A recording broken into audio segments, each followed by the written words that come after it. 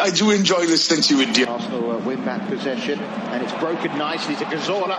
30 metres from goal, plays it to the edge of the area. Alexis Sanchez goes for goal and scores. That's a brilliant goal from Alexis Sanchez. He's been Arsenal's star man this season, and maybe now they're going to get the ball.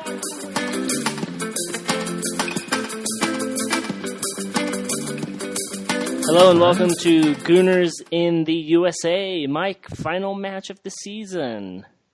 Dude. Been a weird week for us. It feels like forever since we did a podcast. I know. You and I have been on slightly different wavelengths, but the two of us are going to pull it together for you, the listener. We are.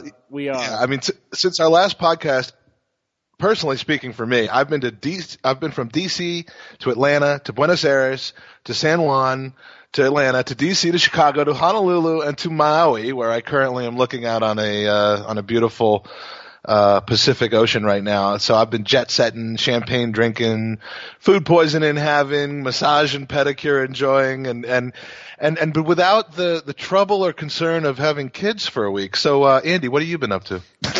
I've been stuck in a hospital room for a week as my beautiful son Oliver was born, and yeah, thank you. Got him home yesterday, and thus far, since birth, he has not seen Arsenal lose.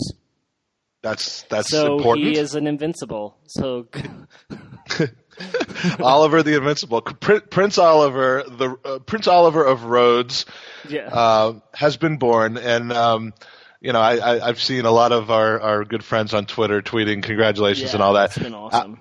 There haven't been a lot of pictures circulating. I mean, the Rhodes family seems to be managing the likeness of Oliver very, very carefully. Yeah. But I can tell you, because I got the special access, he's adorable. He is absolutely adorable. You know, it's funny. My wife and I, as we were driving to the hospital when she was going into labor, I said, if he's ugly, are we going to be honest with each other and say he's ugly? And then everyone who comes into your hospital room, like all the nurses and doctors, because there's nothing but checks. Oh, he's so cute. And I kept saying to Chris, are they just telling us that he's cute? and then did you put him up on like Hot or Not, like on the website that like people can rate him? Yeah. So he's going through a strict. He's got his own Tinder profile, and we're gonna see what the garners come by. But no, he's been a dream so far. So we're looking forward to many more.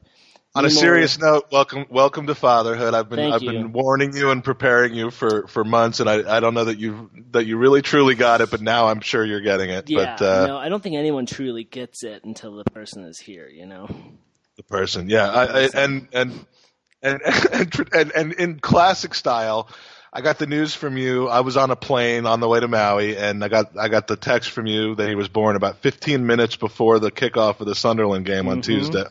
Was that Tuesday? Yeah, Tuesday.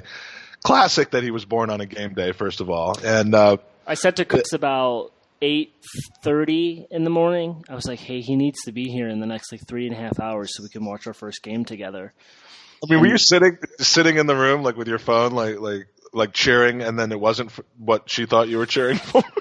You know, to be completely candid, I missed the first half. I missed the first 60 minutes, and then when we went into recovery, where they, do all the final checks, it's more Chris and baby. So I sat in the corner, and I turned my phone on, and I got to see Sanchez score.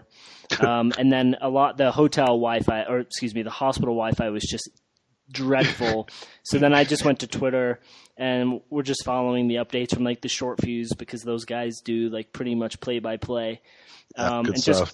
just followed them, and then got back up into the room and watched the highlights the next day. So yeah, it was nice and fitting that he was born on kickoff or at kickoff. And you're one of two things or both. You're either the best Arsenal supporter or the worst husband and father, or both. But what's funny though is while Chris was getting her checks, she saw that I was on the phone. She at least looked over and said, "Are they winning?" And I went, "Yep, yeah." See, so she love. gets it. That's love right there. She gets it.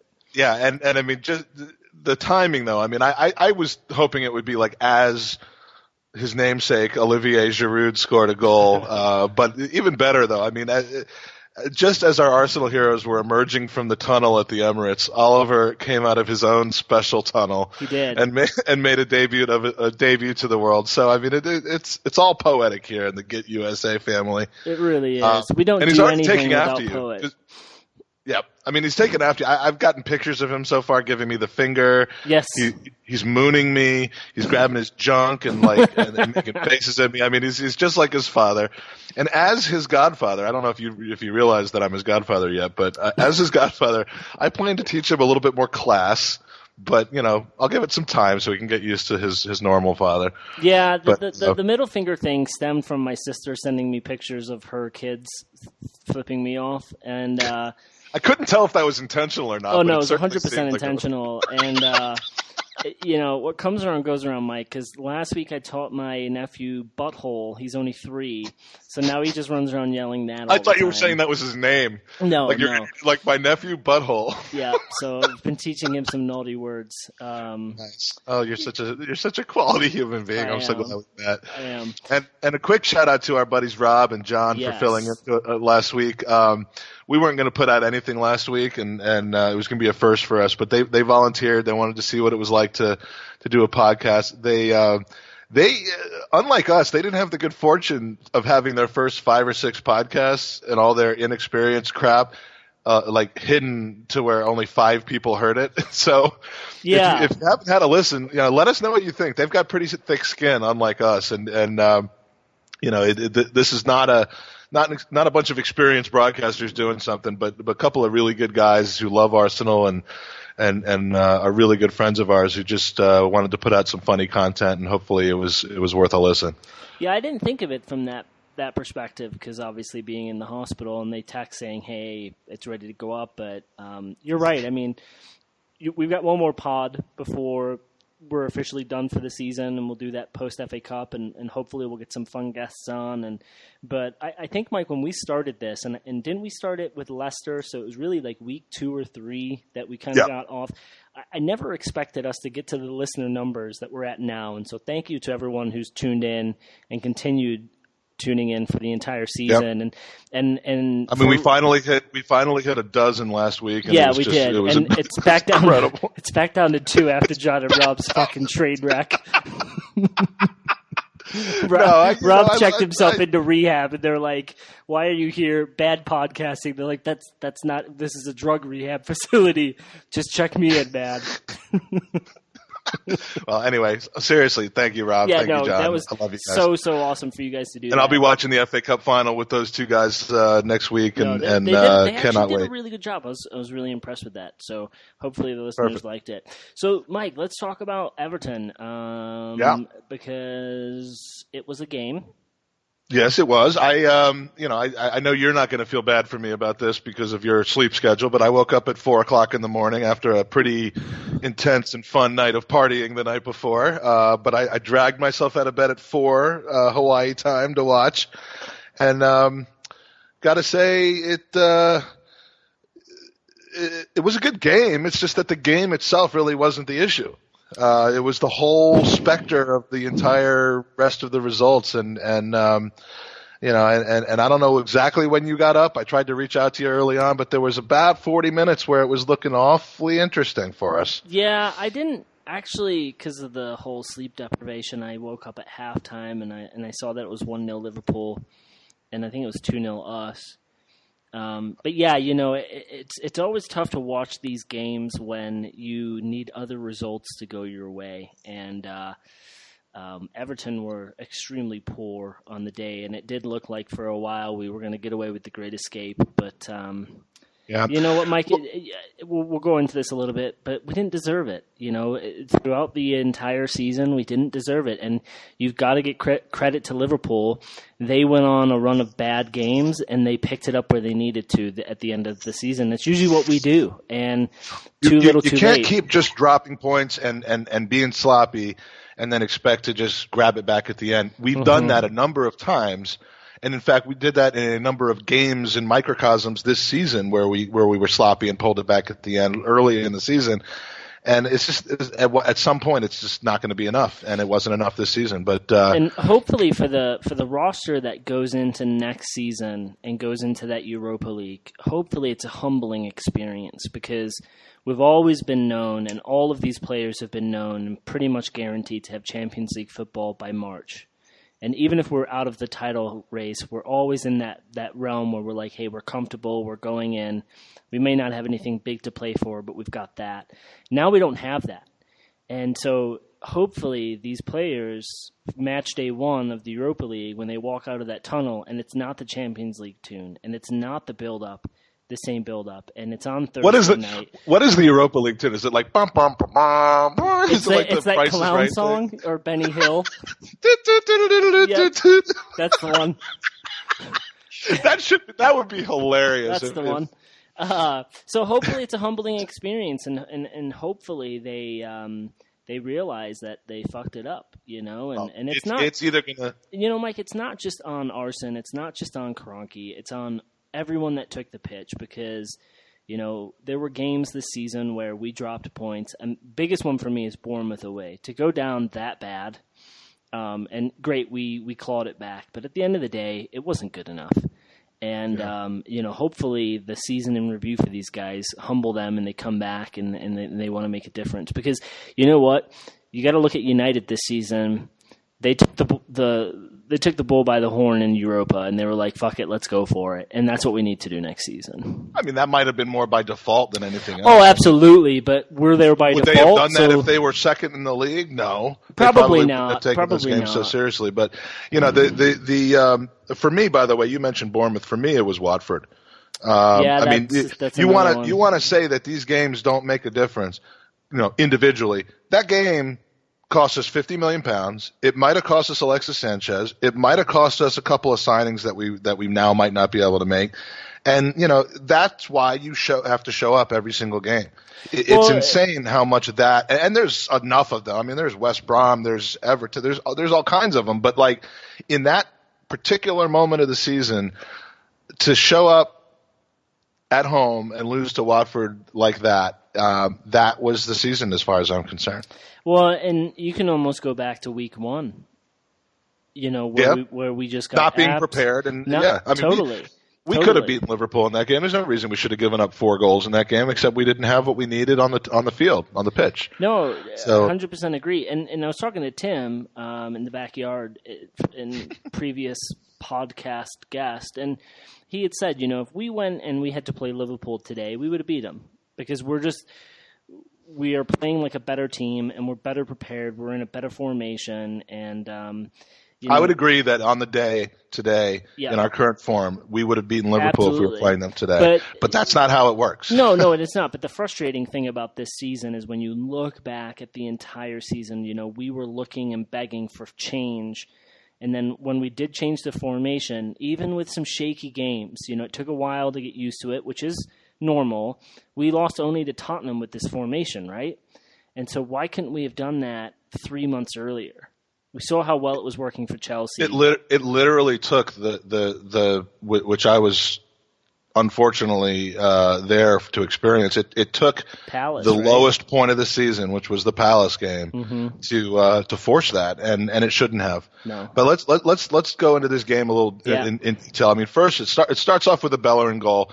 And I have to say, because we've been monitoring Bellerin's the most important part about Bellerin, not his ankle, not his speed, not his finishing, but his hair. Mm-hmm. I could live with this hair. I mean, I liked the cut that he had, before that, but it's the lesser of 3 evils between the man bun and the sprang break braids. I mean, which I think he's getting back on track. I've heard that he's having surgery this summer, and it made sense because he just hasn't been himself since the first North London derby when he hurt his ankle at the end of the game. But I mean, he looks like he's gotten over that March, April, being devoid of all confidence and being benched. And he's obviously. I said he won a starting place for the Cup final early in the game, and that was before our entire defensive roster succumbed to injuries and suspensions. So, I think as a right wing back, he gets way more creativity and way more freedom. And I think I said it a while back on the pod, like if I were the manager of Arsenal, I would have put him as a right winger a long time ago and brought in a right back that could have played behind him, because I think he's more of a threat going forward. And if you get a great defender behind him, he could just jump leaps and bounds. Now, I'm not making a direct comparison or analogy, but do you see him something of an early right-sided Gareth Bale type of comparison? I mean, he very well could be. Gareth Bale. Did you know that's where I was going with that? No, I didn't actually. But if you look at Gareth Bale's career, I mean, there was a long stretch, Mike, where and Redknapp tried to move him out of Tottenham way before he hit the ground running. And it wasn't until he had that positional change where he really formed and played into that type of player. I just remember a game against Inter Milan in the Champions League where it was like, why is this guy playing left back? Right. So maybe for Bellerin, this is a resurgence. But as you mentioned, with Koscielny having a red and missing the FA Cup, and I'm sure we're going to appeal, but unlikely that it's going to get overturned. It might be lengthened if we appeal. Right. Who do we play in the back if he's out? Do we put Holding... Now let's assume Gabriel is completely going to miss, because I think he would be just the likely step in. So let's assume he's out. And I would have been perfectly comfortable with that, because again today he was having another really, really good game today until he got himself hurt. So do you put Bellerin, Monreal, and Holding? It all depends, I guess, on if Chambo is back. It's more than likely that he might get an opportunity to play. I would. You think? Because I've seen some things saying hope to see you next season already. Yeah, I would risk him if he can get 90 minutes or 65 minutes. I would totally risk him, because he's going to have 3 months to rest. And I know that's horrible saying that, but he's rebounded quickly from some hamstrings. Like, we've seen him go out a couple matches, February, March, and he was back 3 or 4 matches later. So I think we're seeing a different Ox from rehab, but assuming he's out. His suit today looked so nice that it was kind of like a summer suit. Like this is what I'm going to be wearing until August type of thing. And whether I take it off for an outfit in Liverpool or Manchester or London, I'm not sure yet, but I mean, it's pretty obvious now that Per is going to get a dream return to the lineup as the captain of the FA Cup final team. If I have to choose a time for Per Mertesacker to play, I mean, he scored like 67 goals at Wembley and 0 anywhere else. So, I mean, Mertesacker coming back for that game isn't exactly tactically what I wanted to see against a Chelsea team, but he'll be in there. Holding will be in there. And the third guy, I mean, it depends, I guess, on whether Mustafi's healthy or not. Yeah, it's if you're going to play Per, you almost want to have Monreal and Bellerin in the back with him to cover him with speed. But just the thought of Per, those guys could get, they're so used to being wingbacks now in this new formation. If they're playing as center backs, are they going to get caught up field? And that won't work against Chelsea. So I mean, if we have wingbacks playing in the back three, that's not what you want, I don't think. No, and we're just running really low on center backs right now. Is it possible now that the season is over? Can we not pull back Callum Chambers since Middlesbrough doesn't have any more games? Well, yeah, but the who cares? Unfortunate cup tie, but.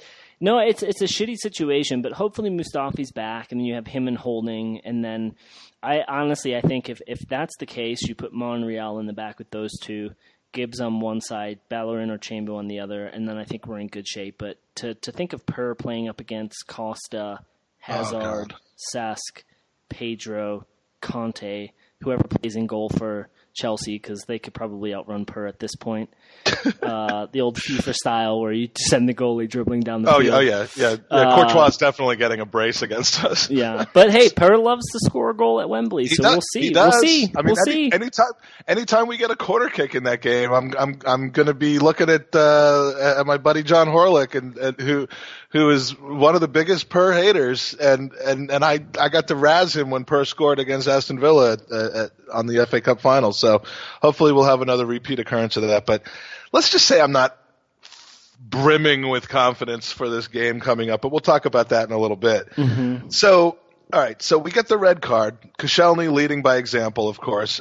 I mean, someone on Twitter said today, Koscielny is a very solid player, but when he fucks up, he fucks the shit up, man. Well, what frustrates me about that, Mike, is like the League Cup final against Birmingham. Yeah. And I mean, he doesn't do anything half-ass. If Xhaka would have made that, lynch mob would have been out. Yeah, it would have been an 18-game suspension for him. And I'm sure you could go on Twitter, and Gabriel would have been blamed for that red card somewhere.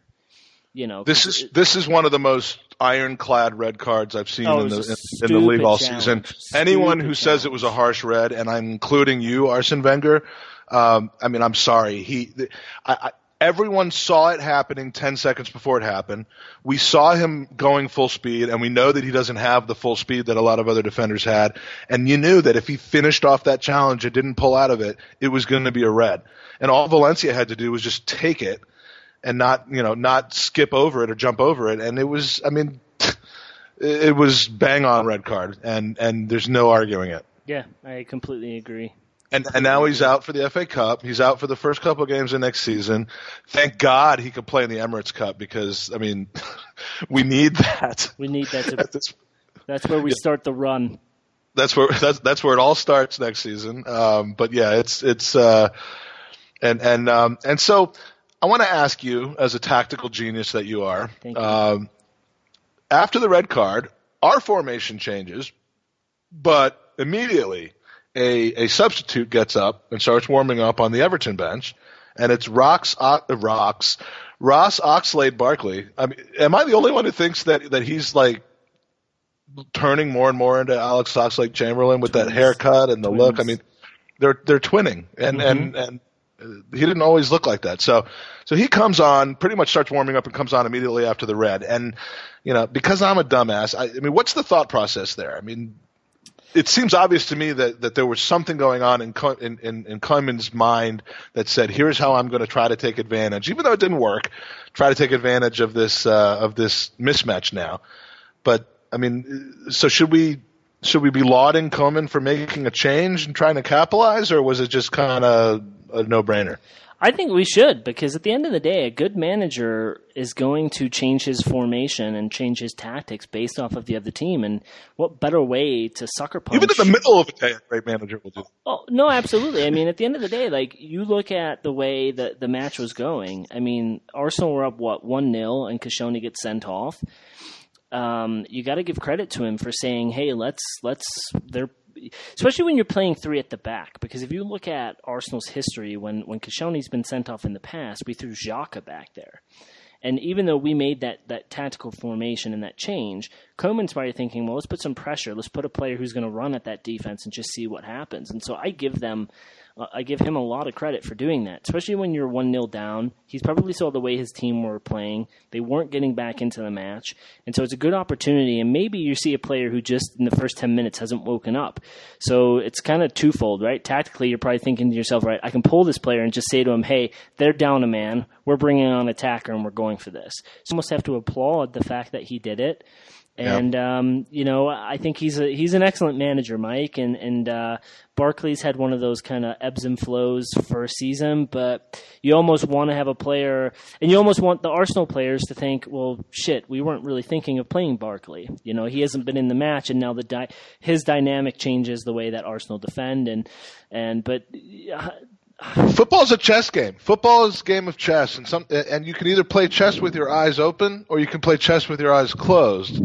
And sometimes I feel we're playing chess with our eyes closed because our tactics don't have anything to do with what the other team does, and I continue to see moves made that are in reaction to things happening during the games with other coaches. So, again, I don't mean to keep banging on this narrative, but it struck me as something that you wouldn't see us doing if the other team had the red card. You would have just seen us plugging forward, and I thought I'd ask you about it because you're much wiser at tactics than I am.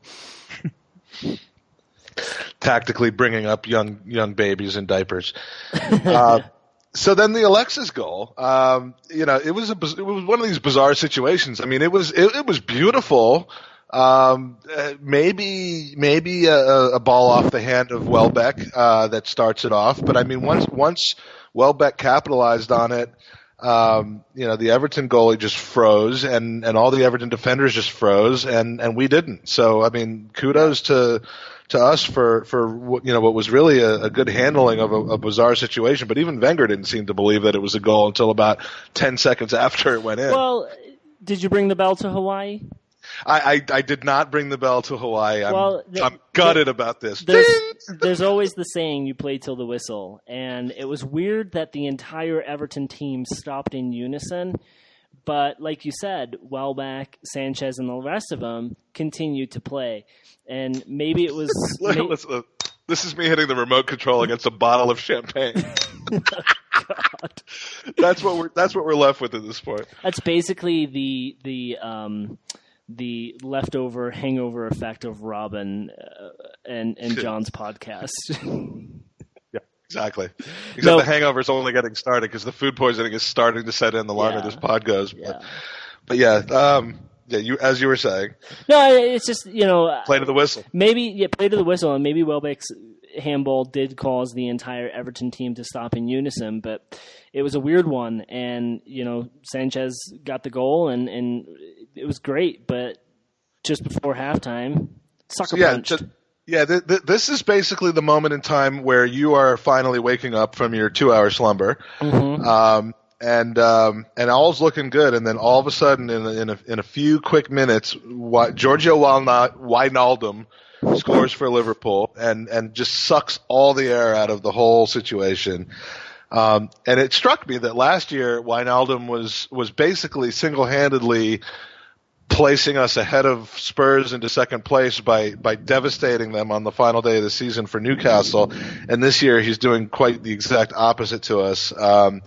Does this guy ever score on match days 1 through 37, or is it just match day 38 that he's good at? He's basically paid for one day of the season, and that's it.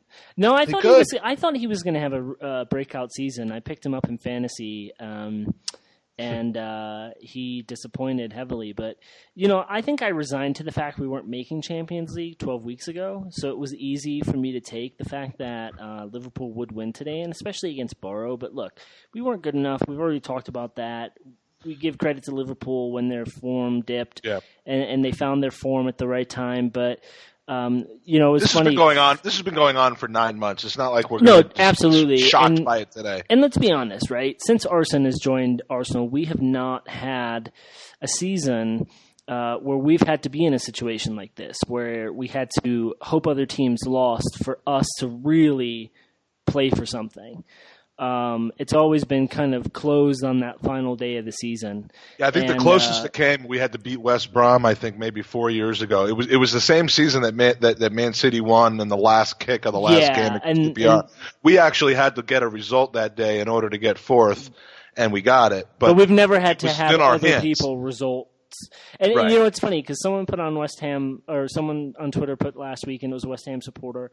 If you're counting on us. Yeah, if you're counting on us, you don't deserve Champions League, and it's the same. If we're counting on Middlesbrough to beat Liverpool, but you know what the big difference, Mike? If you look at Liverpool in our season, head to head. And when you compare the two teams, we're a better team on the pitch. We've got better players, but the big difference was Liverpool won games that mattered. They beat the teams that were around us in the top six, and they got results, and whether it be a draw, a lot of wins, but they took the games that mattered. And that's why when they went on that run where they were losing to the Palace and to other teams lower down the league, they had a cushion, and that's where we falter. And you got to give Klopp credit because he turned Anfield into a fortress for the top six teams going there. And some of us were lucky to get away with points, but for the majority of teams, I mean, it was a tough place to go, and that's what we almost need to do at the Emirates. And now that we've changed our formation, and we're so good in the other formations that we play as well, that it's got to be a nightmare for some managers to face this current Arsenal team because you don't know, are we going to play 3 at the back? Do we go 4 at the back? Because even with 4 at the back, we're dangerous. Give it some time. With some continued Arsene Wenger, it'll be as predictable as ever in our new formation as it was in our old formation. Totally.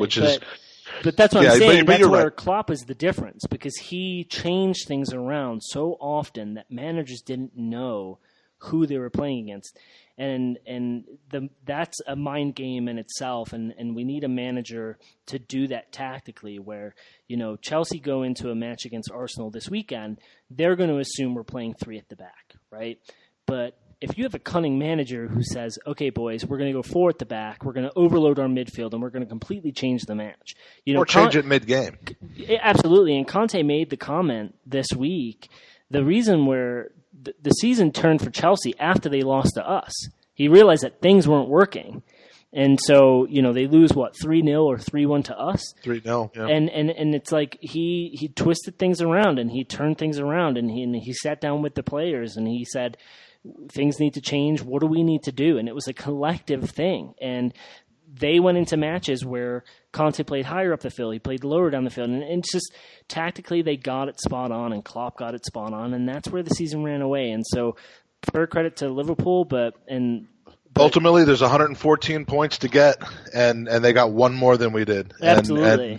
And that's the bottom line. Yeah. And there's no dissecting it any further than that. But you built in your disappointment. I just built in at the beginning of the season that we were going to get relegated. So I'm fucking thrilled at how this season turned out. Mike, This I remember amazing. when I was a kid, my dad once said to me, Andy, always ride the wave of low expectation, and then you're never disappointed.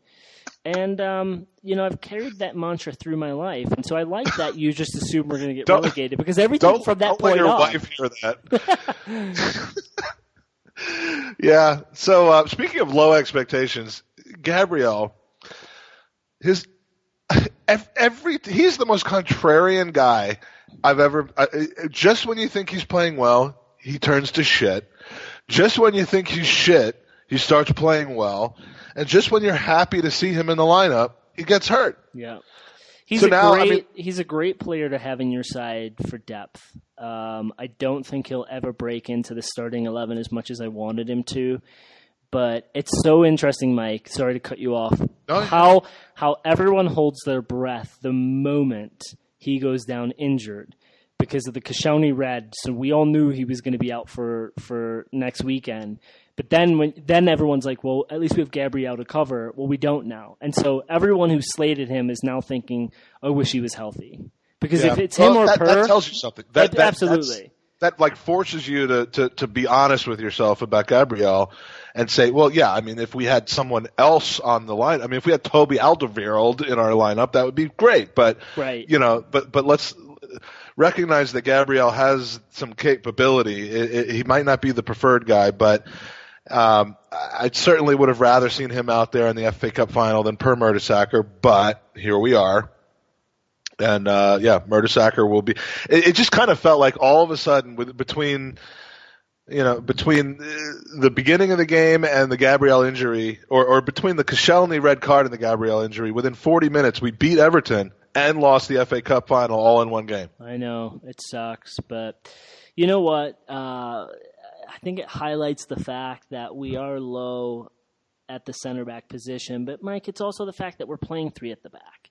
And if we do roll 4, then we're fine. And Mustafi comes out, Holding's fine. It's just... You think they're going to start 4 for the FA Cup final because of the 2 missing players? You think we're going to switch the formation back? I don't think he's capable of doing that at this point. And I'm talking about Wenger. I don't think he says, okay, well, given the personnel that we have, we're going to go back to a traditional back 4. We'll have Holding in the middle. We'll have Per in the middle. And then we'll have, the Beller and Monreal right and left. But I don't know that he's going to do that, even though conceivably it might make sense. I just don't know. I think he'll keep plugging along and do one of the things that we talked about earlier in the podcast about who that third center back will be. Yeah, I don't know. Speaking of center backs, Ashley Williams. Yeah, he's been a thorn in our side this season. Whether it's taking advantage of Mesut Ozil's indifference earlier in the season, or just being a complete jackass today. How the fuck is that not a second yellow? Second half of the game. I mean, he was as close to being thrown out of that game as you can be, and I don't understand what the deal is there. Yeah. Not that it would have, ultimately it didn't make a difference in the game itself, but I mean, Michael Oliver, come on, man. It's a weird one, Mike, and I thought the same thing. Like, it was clearly a second yellow, but it was very strange to me, the dissent that he showed after the challenge where he kept running away and the referee's blowing the whistle, trying to get him back. And he never comes back. Yeah, it was like, and he keeps backing like 2 away. minutes. Now, during that time, the captains of both teams go over and have a word with the ref, which I get, right? 2 captains from our team did. Right. The commentary was that Czech was the captain because of the recent sub, and he went up and talked, and then he gave I don't know if this is true or not, but this is what they said on NBC. Then Czech gave the armband to Per Mertesacker, who had just come in the game, so that he could go up and argue with him too. Which was a brilliant move, but I mean, bring him back to discuss the foul. And I thought that in any other match, if you run away from a referee and you don't come back to have that conversation, you're getting a yellow anyway. And so the refereeing was a little bit poor today, but at the end of the day, we got the 3 points. But Ashley Williams should have been sent off. But Mike, you know what? Dude, get used to that from Oliver in about 12 years, by the way, because you're going to have to take his phone away for dissent, like. I Every think by the couple of time weeks. he's old enough to have a phone, it'll be something different. But I'll have to take the microchip out of his brain. But no, it's just like, even with 10 men, Everton were piss poor because we were still challenging at the 90th minute to put the ball in the back of the net. And so, had they lost Ashley Williams, maybe we would have scored 1 or 2 more. But at the end of the day, it didn't affect the result. But it just goes to show that the refereeing this season has not been consistent. And it goes to show that at the end of the day, they need to really, really bring the book on these refs and say, like, hey, you can't let this happen in one match and not the other. But, Mike, did you hear that possibly next season that they're going to do retro diving via video? Yeah, I have heard that. And of course, next season will be the season that all of our players decide to start diving. Right. Like you'd think on the whole that will benefit us as a team. Considering we always seem to be falling prey to that, but I'm not jumping for joy at this point. I mean, I do think it's good for the game in general, but I'm not necessarily thinking this is a huge advantage to us because next year they're also going to start financial fair play back up again. Apparently, I've heard. Yeah, well, that's all bullshit. Because that was such a good deal. Yeah. So Liverpool third goal. Will Liverpool get their third? And do we even want to talk about that? Let's just move on. I mean, at the end of the day, I mean, there was a point. It just all ended, and then of course Czech can't get close enough to a penalty, and it's all Kazakhstan for us next fall. Yes. Czech hasn't saved a penalty since 1959 for the U14s of Sparta Prague, and I mean it's getting ridiculous at this point. But the game was won. We did our job fairly well under the circumstances, but we didn't do our job earlier in the season, and that's where we are now. The Stan Kroenke chant, very, very audible.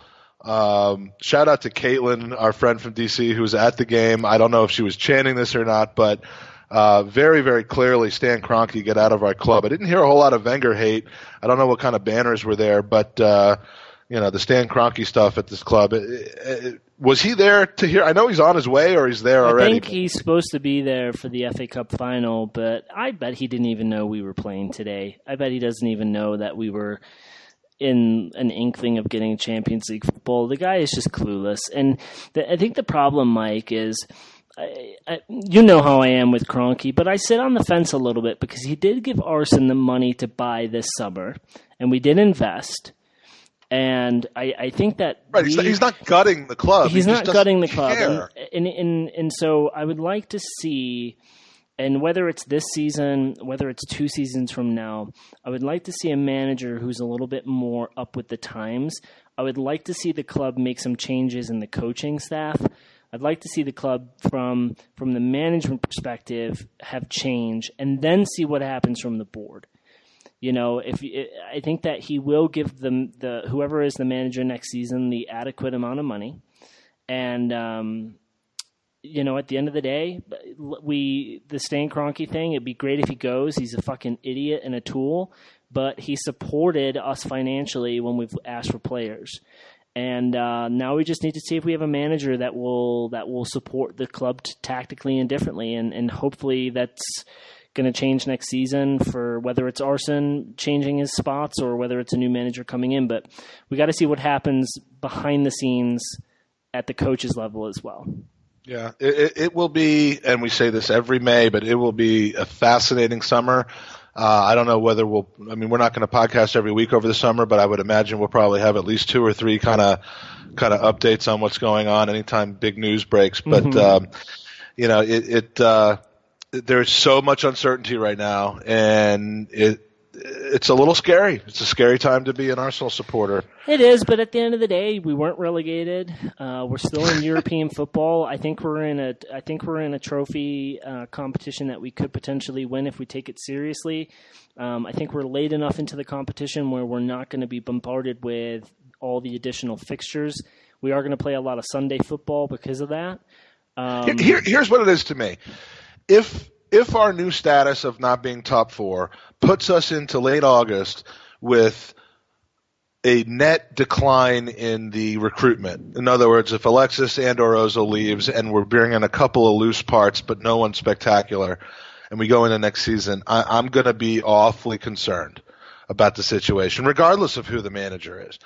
If we can get through the summer, and whether Arsenal's there or not, if we can hold on to what we have and add to it and say we're goddamn going to get ourselves back and we're going to do it right this time, I will enter August into a Europa League, and a Premier League campaign with a lot of optimism. And I just don't know what's going to happen yet. I can't rationalize that top players are going to want to come here this summer. It just doesn't make any sense to me that they would, but it has happened with other teams that have flashed the money around. It's happened with Man City. It's happened with Man United. But that's, to me, this summer is going to, I could very well be in August and be enthusiastic about next season despite not being in the Champions League, but it depends on what we do over the summer. Absolutely. And Arsene said after today, we're 1 to 2 players away, and we've been 1 to 2 players away for the last 5 seasons. And we're 1 to 2 coaches away. Well, and it's another one of those just annoying Arsene Wenger traits where it's like he says the same thing over and over again. But when you look on paper, Mike, it's kind of true. Like if you take our squad now, and the 1 to 2 players are Mbappe and Griezmann. Well, I was about to say if you add a Griezmann, then we are. Those are the 1 to 2 players that we were away, and obviously a center back. But I mean 1 to 2 players. But I mean if we sign Lucas Perez and Mustafi, and those are our 2 players, and then one of them turns out to be bang average, and the other you don't play. It's. I'm getting tired of the rhetoric. Yeah, it's the same. It's the same. But you know what, Mike? The rhetoric has changed for a little bit worse for us because we are not in Champions League, and the team has to kind of change. And like I said at the beginning of the pod, I hope it's a humbling experience for some of these players. I think Sanchez played his last match at the Emirates. If Bayern come in for 50, I think we should sell him. And then I think we really need to invest that. I'd love for us to take that 50 and add another 20 or 30 to it and try and get a Griezmann-esque type of player. But you can't see the likes of Man United, Chelsea, and City not going in for him, and that's where we fall short. And maybe that's where Crankin does hold the reins a little tighter and says, no, I'm not giving that money. But it'll be interesting. I've been saying for a long time when the receivables go down, the payables will go down, and that's accounting language for if we don't make the top 4, we're going to start signing shittier players and paying lower wages. That's my big fear. Yeah. But we have the mutual pulls of babydom and food poisoning on both of our sides. On one of each of our sides, so we're gonna cut it short. We may do a kind of a questions only. We solicited a lot of and got really a lot of good user questions. We're maybe try to tackle those in a midweek pod if we can. But thank you for sending those in. Yep. Quick wrap on the picks of the week for the season. Very controversial issue, and we never really did match day 38 picks because of I was going to suggest in last week's podcast that we do a special where we do all 48 games from all of the levels of the football league, or all 46 games, including some Victor Wanyama League games, but to finish off the season. But then Andy's counter to that was he had a fucking baby. I did. in order to sit on his 1-point lead after match day 37. So because he hasn't slept in 6 days, I'm going to concede the win for our first podcast season to Andy. You've won 97 for Andy, 96 for the guest spot, and Mike for 89 points, and I'm down in the Europa League of Pickems next year. But congratulations, Andy. On more thank you. And you really fell off the paces because you bet against your team the last 2 matches. But you know what? I should learn. It was fun, and I'd like to do something similar next season.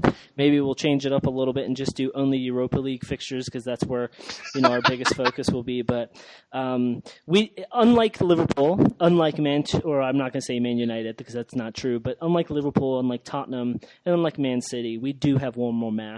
So we will have one more podcast. I'd like to do 2. I'd like to do the post FA Cup and then maybe a season wrap up. But we'll have to let little Oliver determine that for us. And so until after the FA Cup final, hopefully with some special guests.